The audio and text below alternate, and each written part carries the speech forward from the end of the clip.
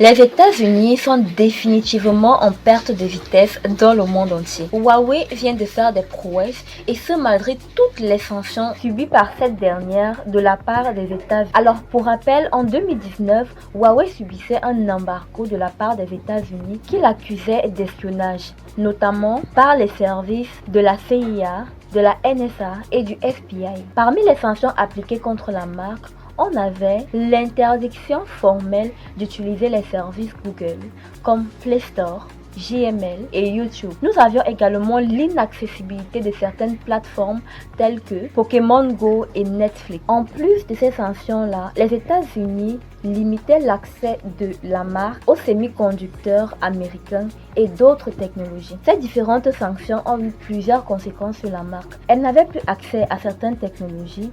Ses ventes ont drastiquement chuté dans le monde entier. En effet, les services Google sont très répandus et très utilisés.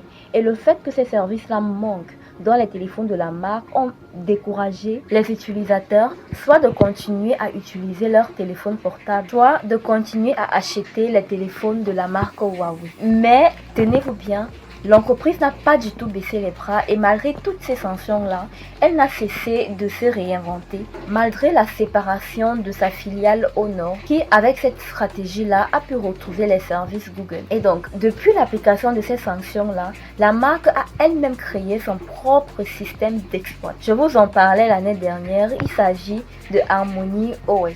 Aujourd'hui, en 2025, nous avons une nouvelle version du système d'exploitation en question qui est Harmony OS 5 qui serait beaucoup plus stable et beaucoup plus simple à utiliser. Et selon le nouveau classement des plus grandes ventes en 2025, tenez-vous bien, Huawei est le premier des ventes de smartphones en Chine actuellement. En effet, la Chine, avec une population de près de 1,451 milliard d'habitants, représente un marché colossal pour la marque.